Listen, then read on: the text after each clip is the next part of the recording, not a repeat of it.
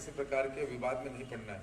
तीसरी घटना पटलावदा गांव, वहां पर वीरेंद्र सरपंच, जिसका ये फोटो है, इसमें ये सम्मानीय विधायक पुत्र के साथ में, जो राधोगढ़ हत्याकांड में अभियुक्त है, राधोगढ़ हत्याकांड में अभियुक्त है वीरेंद्र, एकदम पास में आकर उसके वीडियो सोशल मीडिया पर वायरल भी हुए। हमने नहीं किया, आम जनता ने किए, कुछ पत्रकार साथियों ने किए। तो तीनों घटनाओं में हमने जब देखा, उनको मिलाया, तो कॉमन एक चीज निकली कि एक जुए वाले, दारू वाले और ड्रग्स वाले, तीनों जगह इन्होंने हम पर हमला किया। हमने उनको कोई जवाब नहीं दिया तो उनकी आगे हिम्मत नहीं बन पाई, हम हंस के निकल गए। अगर वहां हम कुछ बात बोलते तो हो सकता था विवाद भी हो सकता था, हो सकता है कि वो जान से मारने की भी प्रयास भी कर सकते थे, कुछ भी कर सकते थे, कह नहीं सकते, वो अतीत में वो सब बातें। तो मैं ये पूछना चाहता हूँ आप लोगों के माध्यम से, आम जनता से पूछना चाहता हूँ, कहना चाहता हूँ, क्यों मुझे काले झंडे दिखा रहे हैं? क्या मेरी ये गलती है कि मैं सब 2-2.5 लाख लोगों की कावड़ यात्रा निकाल कर देवास का नाम विश्व के पटल पे रखा? मेरी गलती है क्या? या मेरी ये गलती है कि कोरोना काल में आप और आपके गुंडे तो घरों में बैठे थे और मैं सड़क पे लोगों की सेवा कर रहा था? ये मेरी गलती है क्या? ये गलती है मेरी क्या कि मैं अपनी जमीन बेचकर एक एम्बुलेंस दान देता हूं जब आप ऑक्सीजन बेचते रहते हो? तो कि ये मेरी गलती है? या समाज सेवा के माध्यम से घर घर रामचरितमानस बांटता हूं, मेरी ये गलती है क्या? या भागवत गीता कराता हूं, ये मेरी गलती है क्या? आखिर कौन सी गलती है? किस गलती के कारण ये लोग आज मुझे काले झंडे दिखा रहे हैं? और काले झंडे दिखाए, कभी आम जनता काले झंडे दिखाए तो सहर्ष कुछ बनता है? ये तो एक कोई षड्यंत्र आज आप लोगों के बीच में इसके लिए आना पड़ा कि ये बात आप आम जनता तक ले जाए। ये तो कोई बड़ा षड्यंत्र है, हमको भी खतरा हो, या वो विवाद करना चाहते हैं, विवादित इस चुनाव को करना चाहते हैं, डराना चाहते हैं। इसके पहले की घटना है, हम जब होर्डिंग बांधने लगे समर्थकों के यहाँ, तो चुनाव आयोग के निर्देश अनुसार हमको परमिशन लेना पड़ती है, संबंधित घर से परमिशन लेना पड़ती है कि भैया आपके यहाँ होर्डिंग लगा दे क्या? तो जो हमको परमिशन देता है व्यक्ति, वो हमको लिखित में देता है। तो हमने जहाँ होर्डिंग्स बांधे तो उन लोगों को डरा धमका के हमारे होर्डिंग उतरा दिए गए, डरा धमका के। और ये गुंडों की टोली है, विकास नगर से लेकर अपने रसलपुर से लेकर तो आवास नगर तक, ये दोनों पट्टों में इनकी एक टोली है, बड़ी टोली है। अवैध व्यापार इन लोगों के करने का इनका काम है और लोगों को डराना धमकाना इनका काम है। जहां होर्डिंग लगे वहां पर जाकर इन्होंने स्थिति स्पष्ट, लोगों को फोन लगाकर डराकर इस प्रकार के काम कर रहे हैं। अभी हमारे कार्यकर्ता जो काम कर रहे हैं उनको फोन लगा कर बोल रहे हैं कि 110 में कार्रवाई करा देंगे, जिला बदर करा देंगे, फलाना करा देंगे, ढिमका करा देंगे। तो ये माहौल क्यों?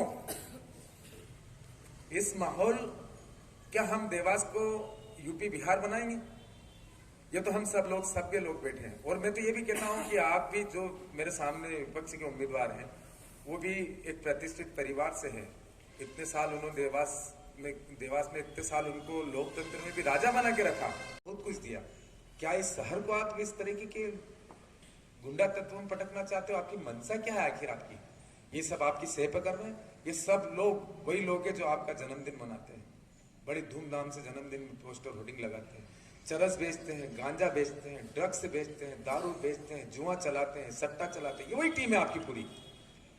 मेरा सीधा सा आरोप है, और हमारी पार्टी के सभी वरिष्ठ जन कल एसपी साहब से भी मिले और आज मुझे सुरक्षा भी, उसके से घबराहट के ये कुछ भी अवैध तरीके से कुछ भी कोई भी काम कर सकते हैं, ये हमारा डर है। आगे आपके सवाल। देखिए कंप्लेंट में हमने नाम भी दिए, और देखो मैंने आपको ये तर्क दिया है कि 3 जगह हमारे ऊपर हमले हुए, और जहां पर जो व्यक्ति सामने आ गया, ये वीरेन जो है, ये सरपंच, ये तो प्योर सामने आ गया। मुंह छुपा रहा था पहले, फिर मुंह भी नहीं छिपाया। आपके सवाल का जवाब है श्रीमान। और जो पहली घटना जहां हुई, वहां पर उन लोगों के मुंह मुझे दिखे नहीं, इसके लिए मैं उसका नाम नहीं लेना चाहता हूं, लेकिन मैंने स्थान बताया कि वहां पर अनलीगल तरीके से दारू बिकती है, उस स्थान पर मेरे साथ वो घटना घटी है। ये देवास में आज तक की पॉलिटिक्स में आप सब लोग जानते हैं, यहाँ दबाव की राजनीति आज तक चलती आई थी। चुनाव तो पहली बार हुआ है और निश्चित तौर पर इतना दबाव, लोग डरते हैं।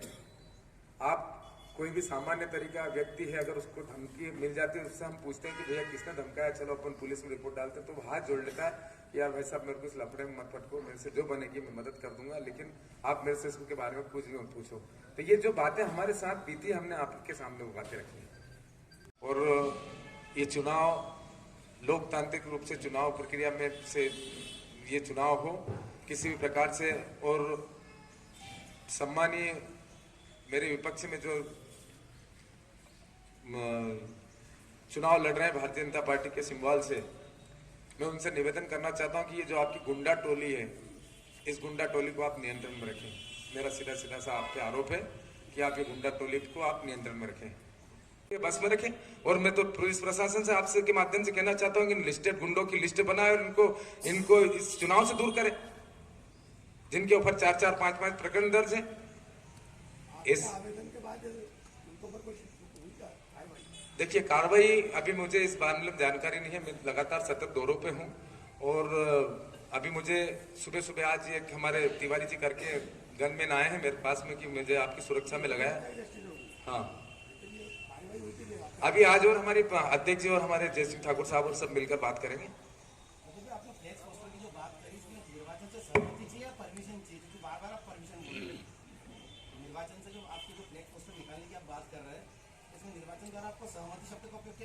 नहीं, सहमति जिनके घरों पे लगाते हैं, और परमिशन, इसमें होर्डिंग पोस्टर की परमिशन नहीं लेना पड़ती है, इसमें सहमति उस घर से लेना पड़ती है कि हाँ हम आपके घर पे होर्डिंग लगा सकते हैं, वो हमको लेना पड़ती है।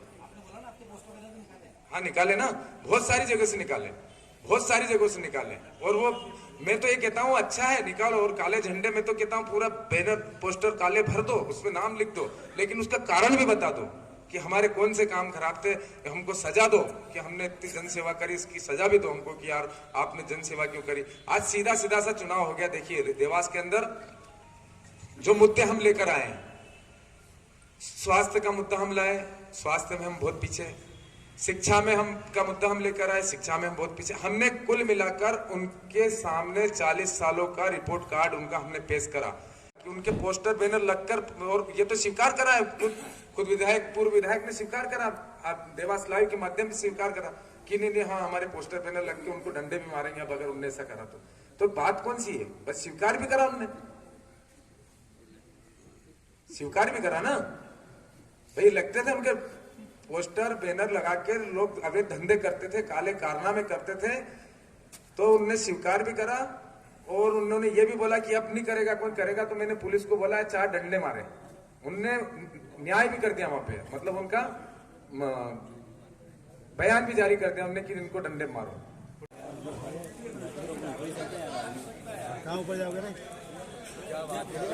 मन मुद्दे की बात वापस जागृत कर दी। कितने भैया अपना प्रेस वार्ता लिए लगातार चुनाव को दूषित करने का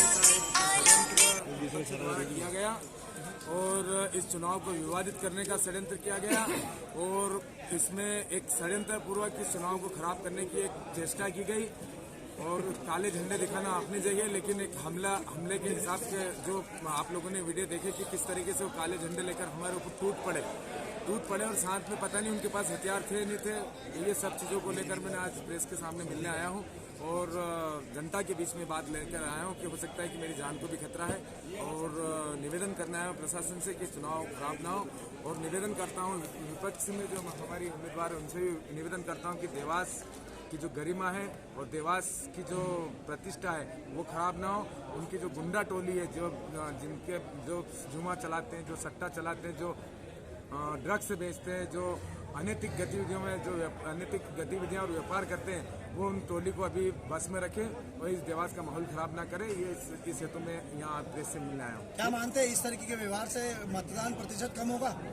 ये देखिए मतदान प्रतिशत तो आज अब की बार देवास में बढ़ेगा। लोगों में आक्रोश है, लोग दबी जुबान में कह रहे हैं और डर का माहौल जो ये बना रहे हैं ताकि लोग होर्डिंग ना लगाए, पोस्टर ना लगाए, लोग पोलिंग बूथ तक ना जाए, उनका प्रयास है ये।